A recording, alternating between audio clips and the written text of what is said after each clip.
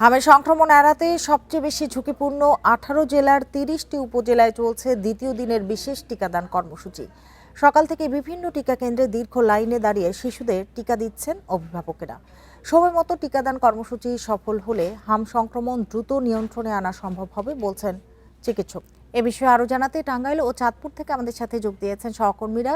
প্রথমেই চলে যাচ্ছি টাঙ্গাইলে, সেখান থেকে যোগ দিয়েছেন সহকর্মী মামুনুর রহমান। মামুনুর রহমান, শুরুতেই জানতে চাই যে হাম আক্রান্তের চিত্র টাঙ্গাইলে ঠিক কেমন, যেহেতু এখন টিকাদান কর্মসূচি চলছে না, সেখানে কবে নাগাদ শুরু হবে, কি জানতে পারছেন?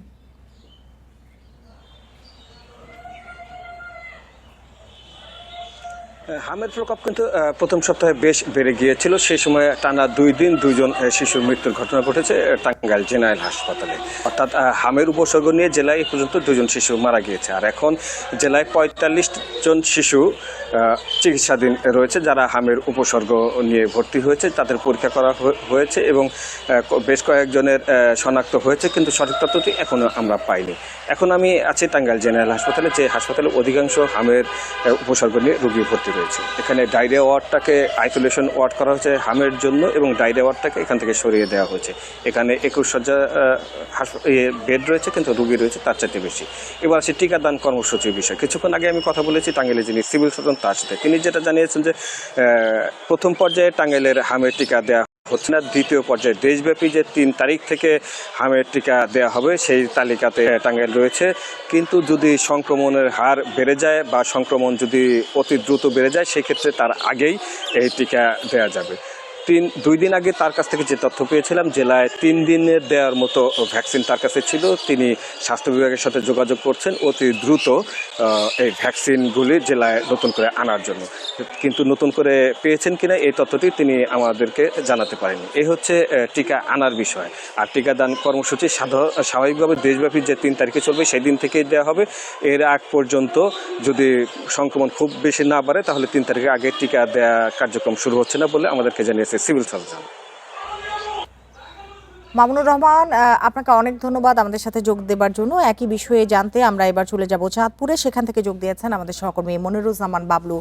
মনিরুজ্জামান বাবলু, চাঁদপুরের ঠিক চিত্রটা কেমন আমাদেরকে জানাবেন। আর বেশি ঝুঁকিপূর্ণ জেলায় টিকাদান কর্মসূচি শুরু হয়েছে, সেক্ষেত্রে চাঁদপুরেও শুরু হয়েছে, সাড়া কেমন পাওয়া যাচ্ছে?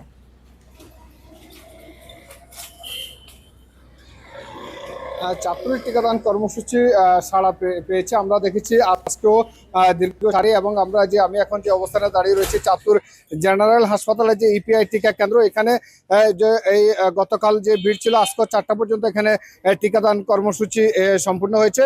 এভাবেই ধারাবাহিকভাবে যে টিকা দান কর্মসূচি চলছে, চাঁদপুরের 488টা কেন্দ্রে এই টিকাদান কর্মসূচি অব্যাহত থাকবে। ইতিমধ্যে গতকাল 5000 টিকা দিয়েছে, এবং আজকে এখন পর্যন্ত আমাদেরকে সিভিল সার্জন অফিস থেকে যেমনটি জানিয়েছে যে প্রায় আরো 3500 টিকা দেওয়া হয়েছে আজকে।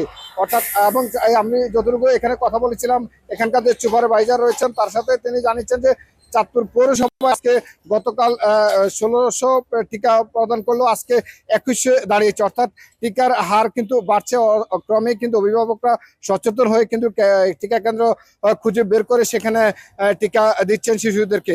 চাঁদপুরে শুরুতে কিন্তু হামের হানা দিচ্ছে, এবং ঝুঁকিপূর্ণ যে 2টি উপজেলা ঘোষণা করা হয়েছে তার মধ্যে এই চাঁদপুর সদর উপজেলা এবং হাইমচর উপজেলা, এই 2টি উপজেলায় গত 2 দিন ধরে ভ্যাকসিনের কার্যক্রম চলছে।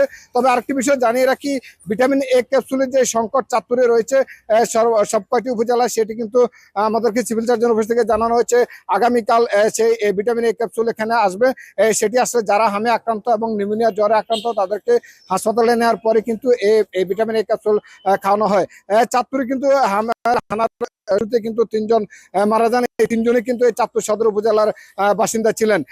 এই চাঁদপুরের আমাদেরকে সিভিল সার্জন যেমনটি জানিয়েছেন যে এই প্রত্যেকটি উপজেলা যে উপজেলা স্বাস্থ্য কমপ্লেক্স রয়েছে সবগুলোতে কিন্তু জ্বর সর্দি এবং হামের উপসর্গ নিয়ে তারা আসছে। সেখান থেকে তারা বাছাই করে সদর জেনারেল হাসপাতালের আলাদা একটি ইউনিটে রাখা হয়েছে।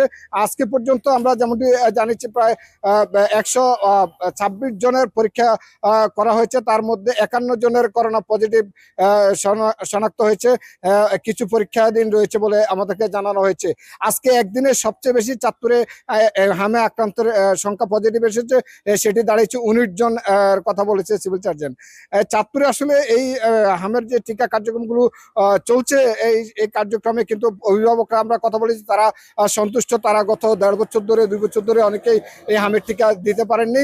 তারাই কিন্তু এখন প্রচারণার মাধ্যমে তারা দ্রুত কেন্দ্রে এই টিকা দিয়ে যাচ্ছেন। চাঁদপুরে প্রায় 72,000 শিশুকে টিকাদান কার্যক্রম দেওয়া হবে বলে আমাদেরকে জানিয়েছেন সিভিল সার্জন থেকে। চাঁদপুর থেকে এই ছিল আমার কাছে সবশেষ। মনিরুজ্জামান বাবলু, আপনাকে অনেক ধন্যবাদ আমাদের সাথে যুক্ত হওয়ার জন্য।